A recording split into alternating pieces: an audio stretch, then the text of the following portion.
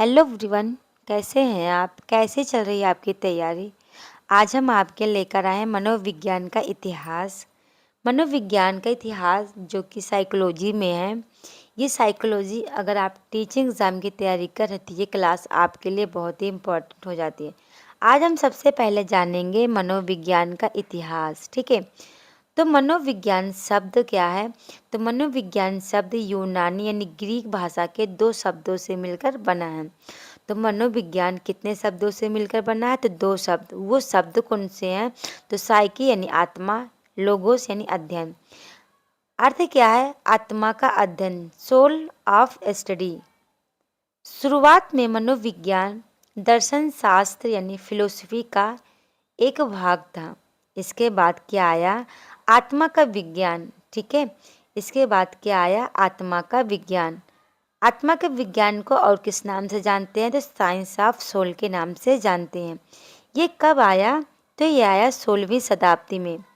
इसके समर्थक कौन? तो इनके समर्थक हैं अरस्तु और प्लेटो, इनके समर्थक हैं। इसका जो आत्मा का विज्ञान है, इसका खंडन किया गया कि आत्मा का कोई रंग रूप आकार नहीं होता। इसके बाद आया मन और मस्तिष्क का विज्ञान, साइंस ऑफ माइंड। इसका टाइम पीरियड क्या है? तो इसका टाइम पीरियड है 17वीं शताब्दी। समर्थक कौन है? तो पेम्पोलॉजी इसके समर्थक हैं। इसका भी खंडन किया गया। इसका खंडन मतलब क्या कहा गया, किस रूप से इसका खंडन किया गया?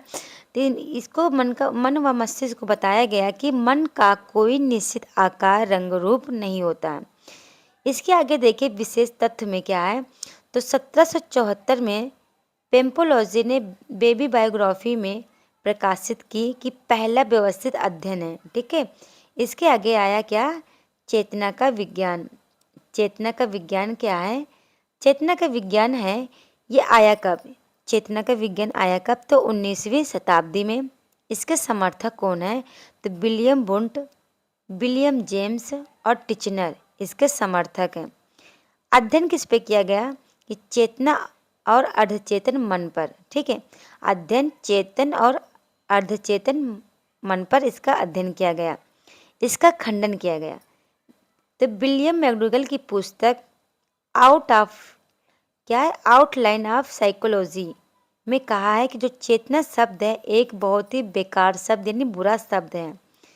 इसमें देखिए विशेष बिंदु में क्या है, इसमें है कि उस समय मनोविज्ञान का क्षेत्र निश्चित नहीं था।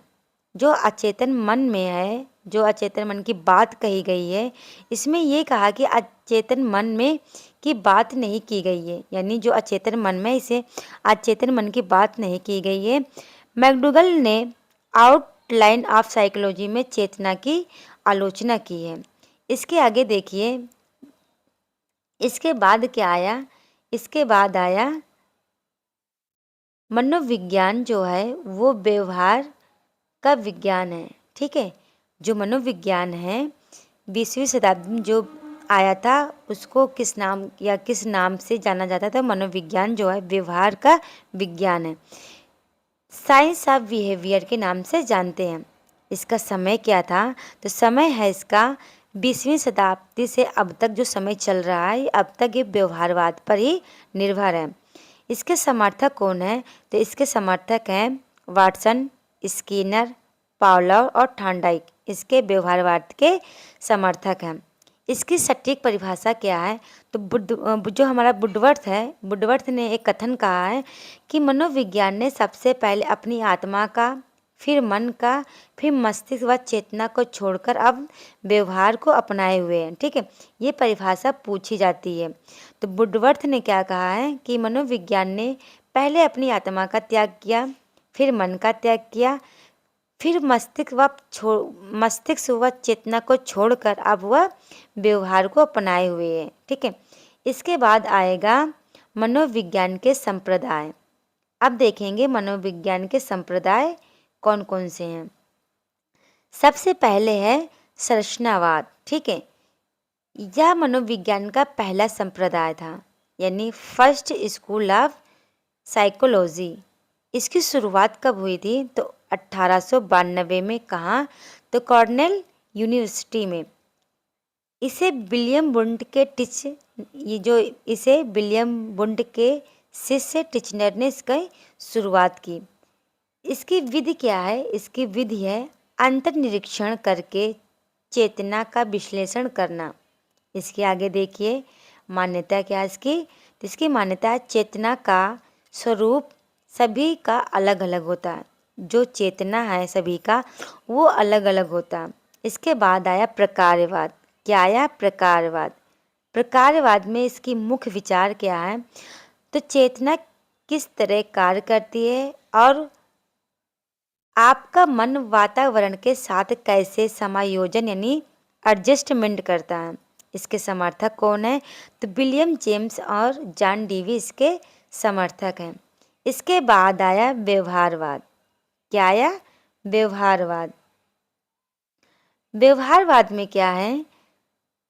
व्यवहारवाद में सबसे पहले जानेंगे व्यवहारवाद की शुरुआत कब हुई थी। तो व्यवहारवाद की जो शुरुआत है ये 1913 में किसने किया? तो जॉन वाटसन ने इसकी शुरुआत की थी। मुख्य विचार क्या है? तो मुख्य विचार केवल व्यवहार का ही वस्तुनिष्ठ अध्ययन किया जाता है। वाटसन ने कथन दिया था कि तुम मुझे 1 दर्जन भर बच्चे दे दो, मैं उसे कुछ भी बना सकता हूँ। चाहे चोर बना दूँ, सिपाही बना दूँ, डॉक्टर या इंजीनियर कुछ भी बना दूँ या कुछ भी बना सकता हूँ। किसी भी स्थिति में कैसा व्यवहार करता है? पॉइंट क्या है कि मनुष्य किसी भी स्थिति में हम देखेंगे, उसे ऑब्जर्व करेंगे, वो व्यक्ति किस वातावरण में रह के किस प्रकार का व्यवहार कर रहा है। ठीक है, अगर मनुष्य को हम मान लीजिए कोई छोटा बच्चा है, अगर हम उसको पढ़ाई लिखाई में रखते तो वो इंसान चाह के अच्छा कुछ ना कुछ नागरिक बनेगा। इसके बाद देखिए इसके समर्थक कौन है? तो इसके समर्थक हैं वाटसन, स्किनर, मन, क्रो एंड क्रो इसके समर्थक हैं। वंशानुक्रम से ज़्यादा इन्वायरमेंट यानी वातावरण आपके व्यवहार को प्रभावित करता है। इसके आगे क्या है? मनोविश्लेषण। मनोविश्लेषण में क्या है? सबसे पहले जानेंगे मनोविश्लेषण। इसके संस्थापक कौन है? इसके संस्थापक हैं सिगमंड फ्रायड। मुख्य विचार क्या है? तो व्यक्ति के असामान्य व्यवहार का कारण अचेतन मन होता है। जो व्यक्ति असामान्य व्यवहार करता है वो कौन सा मन होता है? तो अचेतन मन होता है। अचेतन मन की विधियां कौन सी हैं? क्या है? अचेतन मन की विधियां। तो अचेतन मन की विधियां हैं सम्मोहन यानी सम्मोहन। दूसरा क्या है? मुक्त सहचर विधि। तीसरा स्वप्न व्याख्या। ठीक है, सिगमंड फ्रायड ने दिया था। इसके बाद देखिए मानवतावाद। क्या है? मानवतावाद। तो मानवतावाद के समर्थक कौन है? तो कार्ल रोजर और अब्राहम मैस्लो मानवतावाद के संस्थापक हैं। मुख्य विचार क्या है? तो मुख्य विचार इसके हैं प्रत्येक व्यक्ति को अपनी आत्मसिद्धि का मौका मिले, यानी जो भी व्यक्ति है उसको एक बार अपनी आत्मसिद्धि का मौका मिलना चाहिए। प्रत्येक व्यक्ति खुशहाल जीवन व्यतीत करें। ठीक है, इनके मुख्य विचार हैं कि प्रत्येक व्यक्ति को अपना एक मौका मिलना चाहिए कि आत्मसिद्धि करने का। उसके बाद जो भी व्यक्ति हो वो अपना खुशहाल जीवन व्यतीत करे। उसके बाद आया गेस्टाल्ट मनोविज्ञान। ठीक है, क्या आया? गेस्टाल्ट मनोविज्ञान। इसमें देखते हैं इसकी शुरुआत कब हुई। तो इसकी शुरुआत हुई थी 1912 में। कब हुआ? तो 1912 में। संस्थापक कौन है? तो मैक्स वर्दीमर। सह संस्थापक कोहलर, कोफ्ता और कुर्ट लेविन। ठीक है, क्या है? संस्थापक कोहलर, कोफ्फा और कुर्ट लेविन इसके संस्थापक हैं। इसके बाद आया संरचनावाद। क्या आया? संरचनावाद। इसके संस्थापक कौन है? तो इसके संस्थापक है ब्रूनर और जॉन मिलर इसके संस्थापक हैं। इसमें देखिए मुख्य विचार क्या है? इसमें मानसिक क्रियाएं यानी मेंटल प्रोसेस का अध्ययन किया जाता है। आप कैसे सोचते हैं या कैसे सोच सकते हैं, या किसी चीज़ को हम कैसे याद करते हैं, या समस्या समाधान किस प्रकार हम करते हैं। ठीक है, इसके बाद देखिए क्या आया, इसे और किस नाम से, यह दिमाग को कंप्यूटर की तरह मानता है। जो भी हम कार्य किस प्रकार कर रहे हैं, तो जो संरचनावाद है ये कहता है कि जो भी व्यक्ति कार्य कर रहा है वो एक कंप्यूटर की तरह कार्य करता है। इसके बाद क्या आया, तो संरचनावाद, यानी क्या आया, संरचनावाद आया। संरचनावाद में देखिए, जिसे हम निर्मितवाद के नाम से जानते हैं, बच्चे सक्रिय यानी एक्टिव रह के अपने ज्ञान का निर्माण करते हैं।